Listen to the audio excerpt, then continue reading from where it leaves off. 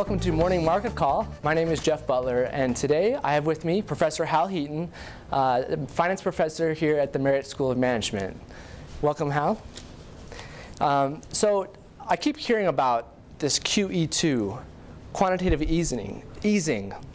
Can you explain a little bit about what that means?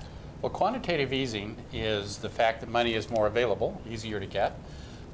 And so it's easing in the money supply. It's supposed to help the economy. Quantitative easing, too, refers specifically to the event that was decided on by the Federal Reserve Board last week when they decided to purchase $600 billion of long-term Treasury bonds.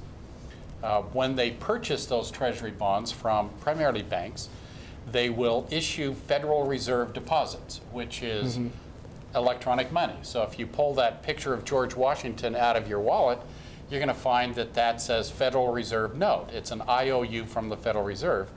And so the Federal Reserve issues $600 billion of money, meaning Federal Reserve deposits, and buys long-term bonds. Quantitative easing 1 was earlier when they purchased a number of mortgage-backed securities and other securities and issued money in order to purchase those. Right.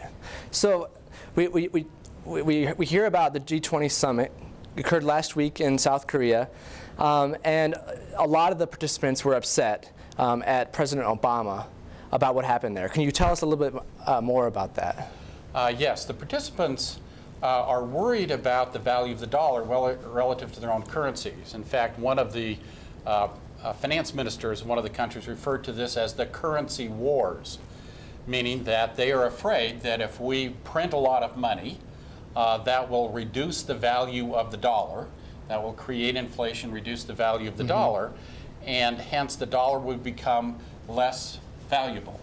The problem it creates for other currencies, take China with the renminbi, that means renminbi is more costly, it takes more dollars to buy renminbi, and hence Chinese workers become more expensive. If Chinese workers become more expensive, Americans buy fewer Chinese products, and you have more Chinese unemployment, and the leaders of China are worried about that. Well, it's not only China, it's all of the other G20 countries as well.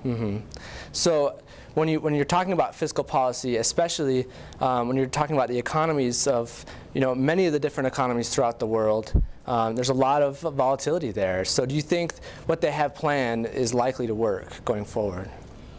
That is the question of the day. There are a number of economists who say it is not going to work, others who say it is going to work. Now, by work, what the intent is that if you put money out into the economy, people will start to buy more things.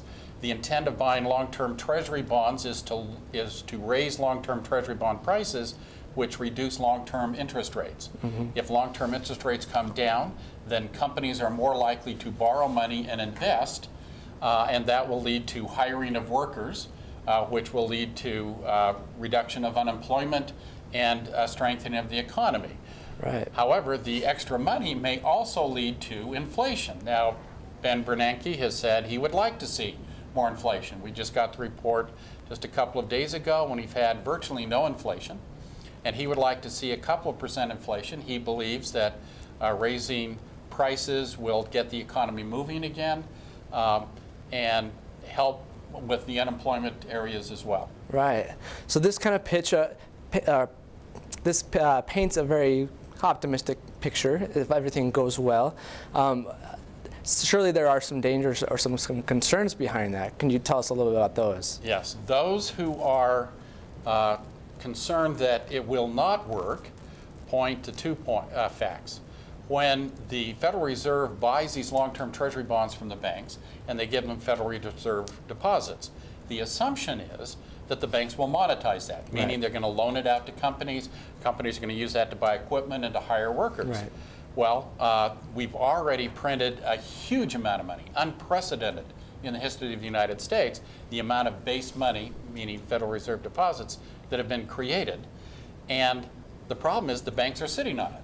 And they're saying, well, we're sitting on it for two reasons. One, we've lost a lot of money, and so we have to have more equity capital and before we can loan out. And two, there's not a lot of loan demand. And so even if we wanted a loan, we can't because nobody wants to borrow the money, in which case it wouldn't work. Well, historically, when you've increased the money supply, you've also increased inflation. Right. Typically, the Federal Reserve Chairman has only increased money supply by maybe 20 or 30%, and that has raised inflation by a couple of a percent. If you look what happens over the last couple of years, Ben Bernanke raised it by 20 to 30%, nothing happened. Right. Raised it by 50%, nothing happened. He tripled it, nothing happened. We went from 800 billion of the size of the Fed balance sheet to 2.4 trillion. He's now going to take it to 3 trillion. The point is, will anything happen? We don't know. Historically, this should have created massive, raging, uncontrolled inflation, but nothing's happened. We've had almost no inflation. We've got lots of slack in the economy, so it's not at all clear that it will work. But it does raise the danger that when the economy finally does begin to pick up, inflation will explode, interest rates go up dramatically, and that will put the brakes on the economy all over again. Wow. So as a consumer, this sounds like I need to at least guard myself or be cautious about the future. Do you have any recommendations just for students, consumers in general, on how to guard against when that point does come where the inflation starts kicking off? That's part of the challenge. We have never been in this territory before. This is uncharted territory. And a whole lot of entities out there are worried about inflation. The vast rise in gold is a reflection of that. Historically, inflation has been a hedge, gold has been an inflation hedge. But with the $1,400 gold price, it's just unclear whether or not that's going to continue to go up. I guess you could buy commodity futures, but typically futures contracts are so volatile that it may not help much. And the answer is, we don't know. We are in uncharted territories, and it is unclear. And it's not just students, it's all the professionals and institutional investors out there are very unclear how to deal with this. Interesting. Well, it'll be interesting to see how things change and how things develop going forward. But thank you so much for coming on the show today and helping us understand a little about what's going on. You're very welcome. All right, and thank you for tuning in, and we'll see you next time. Morning Market Call is brought to you by the Marriott School of Management in cooperation with the Brigham Young University Department of Communications. MMC is made possible by generous donations from Larry Tasjan and Gary Williams. This show was produced by Jeff Butler, David Wood, and Doug Mumford, with line producing by Beth Grimmett. For more information, please follow us on Twitter and Facebook.